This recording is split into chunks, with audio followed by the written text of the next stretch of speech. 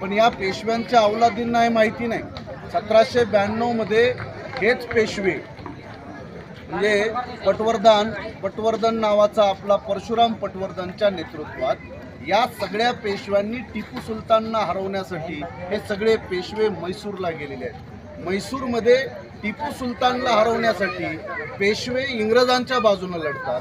त्याच पद्धतीनं 1799 मध्ये ज्या श्रीरंगपट्टणममध्ये टिपू सुलतानचा खून करण्यात आला, टिपू सुलतानला हरवण्यात आलं, ठार मारण्यात आलं, त्यावेळेला सुद्धा पेशव्यांचे 46,000 सैनिक हे इंग्रजांची गुलामगिरी करत इंग्रजांच्या बाजूने लढले. याचा इतिहास मात्र हे पेशव्यांच्या अवलादी सांगत नाहीत. फक्त भीमा कोरेगावच्या बाबतीमध्ये मात्र असा अपप्रचार केला जातो. आपल्या सगळ्यांना हे माहिती आहे की या युद्धामध्ये काही फक्त एकटे महार सैनिक मेलेले नाहीत. या युद्धामध्ये जसे 22 महार मेलेले आहेत तसे 16 मराठा आहेत, याच्यामध्ये 5 राजपूत आहेत, याच्यामध्ये 2 मुसलमान आहेत, याच्यामध्ये 2 ज्यू आहेत. अशा अनेक जातीचे लोक 49 लोक अधिकृतपणे या युद्धामध्ये मेल्याची आपल्याकडं नोंद आहे. मी या व्हिडिओच्या माध्यमातून जो अपप्रचार केला जातो त्या अपप्रचाराला हाणून पाडण्यासाठी आपल्याला हे सांगणं गरजेचं आहे. खास करून महार समाजाबद्दल अपप्रचार केला जातो. मी महाराष्ट्रातल्या RSSच्या हिंदुत्ववाद्यांना सगळ्यांना विचारेन की तुम्हा लोकांना एवढा हिंदुत्ववादाचा पुळका आहे तर जरा महार रेजिमेंटचा इतिहास बघा ना. जेव्हा पाकिस्तानच्या क्वेटा शहरामध्ये हिंदू मुसलमानांच्या दंगली झाल्या तर लाखो हिंदूंना सुखरूप भारतामध्ये घेऊन येणाऱ्या महार रेजिमेंटचा इतिहास तुम्ही कधी पाहिलाय का? 1947ला भारत पाकिस्तानच्या युद्धामध्ये पाकिस्तानमधला जांगोर नावाचं शहर आहे. या जांगोर शहरामध्ये भारत पाकिस्तानच्या युद्धामध्ये पाकिस्तानच्या हजारो पठाणांना ठार मारणारे आणि भारत पाकिस्तानच्या युद्धामध्ये महार रेजिमेंटनं पाकिस्तानला पराभूत केलेलं आहे. याच महार रेजिमेंटने 1962ला जी चीनच्या लद्दाखमध्ये अक्साईची लढाई झाली, या अक्साईच्या लढाईमध्ये सुद्धा चीनला हरवण्यासाठी आपलं बलिदान देणारे महार रेजिमेंट आहे. 1965ला जे कच्छ युद्ध झालं याच्यामध्ये सुद्धा आपल्या जीवाचं बलिदान देणारं महार रेजिमेंट आहे. मी त्या हिंदुत्ववादी लोकांना विचारतो की तुम्हाला इतका भारत पाकिस्तानच्या युद्धाचा हिंदू मुसलमानांचा पुळका आहे तर मी हे छाती ठोकपणे सांगतोय की लाखो हिंदूंना सुरक्षित या भारतामध्ये आणणारं महार रेजिमेंट आहे. त्या महार रेजिमेंटचा इथल्या हिंदुत्ववाद्यांना कधी अभिमान वाटला का? ते वाटला नाही. त्यामुळं आपल्या सगळ्यांना मला हे सांगायचं आहे की महार रेजिमेंटनं आजपर्यंत परमवीर चक्रापासून अशोक चक्रापासून वीर चक्रापर्यंत आजपर्यंत 250 पेक्षा जास्त पदक प्राप्त करणारे हे महार रेजिमेंट आहे. त्यामुळे आपल्या सगळ्यांना माहिती आहे की गोपालबाबा वलंकर असतील, शिवबा जानबा कांबळे असतील, यांच्या माध्यमातून ही परंपरा या भीमा कोरेगावमध्ये सुरू झाली. या लोकांनी बाबासाहेब आंबेडकरांना निमंत्रण दिलं. शिवबा जानबा कांबळे यांनी निमंत्रित बाबासाहेब आंबेडकरांना केलं आणि तेव्हा बाबासाहेब आंबेडकर इथं 1 जानेवारी 1927ला आले आणि मग बाबासाहेब आंबेडकरांनी भीमा कोरेगावच्या शूरवीरांना अभिवादन केलं आणि ती परंपरा आजपर्यंत या देशामध्ये सुरू आहे. 1941 मध्ये बाबासाहेब आंबेडकरांनी पुढाकार घेऊन बंद पाडलेली महार रेजिमेंट बाबासाहेब आंबेडकरांनी सुरू केली.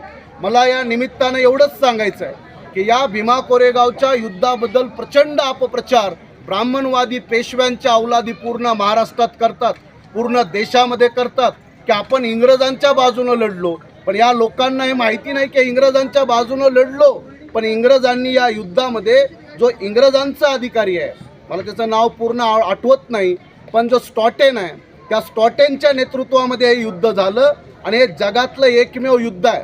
जगात असे अनेक देश आहेत, जसं आपण एक हिंदी तो आपला हॉलिवूडचा एक मूवी पाहिला असेल आपण 300. हा कशावर बनलेला आहे? हा 300 नावाचा मूवी त्या ट्युनिशिया, रोम, तसंच पर्शिया आणि स्पार्टा अशा जगामध्ये वेगवेगळ्या महान लढाया झालेल्या आहेत. मी तर इतक्या लढाया पाहिलेल्या आहेत की फक्त बायांसाठी लढाया झालेल्या आहेत. तुम्ही जर ट्रॉयचे युद्ध पाहिले जगातले तर कुणासाठी युद्ध झाले ट्रॉयमध्ये? ट्रॉयचे युद्ध फक्त राणी हेलनला चोरण्यासाठी, राणी हेलनला प्राप्त करण्यासाठी. या जगात आम्ही अनेक युद्ध पाहिले आहेत. कुठले बायासाठी युद्ध झाले आहेत, कुठं पाणीसाठी युद्ध झाले आहेत, कुठं साध्या टरबुजासाठी युद्ध झालेले आहेत. टरबुजाच्या शेतीवरून सुद्धा राजस्थानमध्ये युद्ध झालेले आहेत, बिकानेरमध्ये युद्ध झालेले आहेत. पण आम्हाला या गोष्टीचा अभिमान आहे की भीमा कोरेगावचं युद्ध कुठल्या टरबुजासाठी झालेलं नाही, भीमा कोरेगावचं युद्ध कुठल्या बाईला पळवण्यासाठी झालेलं नाही, रामायण महाभारत सुद्धा महिलांसाठीच झालं म्हणून सांगितलं जातं, पण भीमा कोरेगावचं युद्ध हे इथल्या माणुसकीसाठी झालेलं आहे। या इथल्या प्रत्येक माणसाला ज्यांना जमिनीवर थुंकायची सुद्धा मनाई होती, इथल्या जमिनीवरच्या लोकांना ज्यांच्या सावल्या सुद्धा विटाळ मानल्या जात होत्या, त्या सगळ्यांना गुडघ्यावर आणणारा महापुरुष आहे बाबासाहेब आंबेडकर। त्यामुळे आपल्या डॉक्टर बाबासाहेब आंबेडकरांचा डॉक्टर बाबासाहेब आंबेडकरांचा आपण नुकतंच पाहिलं असेल की देशाचा तडीपार गृहमंत्री यानं बाबासाहेब आंबेडकरांबद्दल भाष्य करताना की तुम्ही आंबेडकर आंबेडकर का लावलाय, तर आपल्या सगळ्यांना हे माहिती आहे की अमित शहाचा पहिल्यांदा मूळव्याध बाहेर आलेला आहे।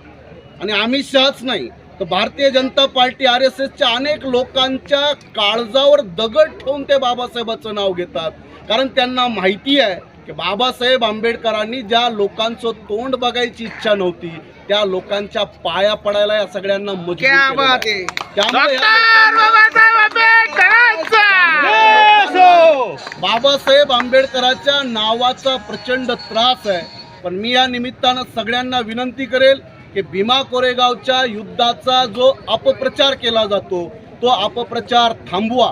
त्या अपप्रचार मधून आपल्या लोकांच्या शौर्याला गालबोट लावलं जातं आणि खास करून हिंदुत्ववाद्यांमध्ये ब्राह्मणवाद्यांमध्ये भीमा कोरेगाव बद्दल प्रचंड संभ्रम पसरवलेला आहे की हे इंग्रजांच्या बाजूने लढले, म्हणजे इंग्रजांचे हे हस्तक होते, इथं इंग्रजांची राजवट या लोकांनी आणली। अरे पण तुम्ही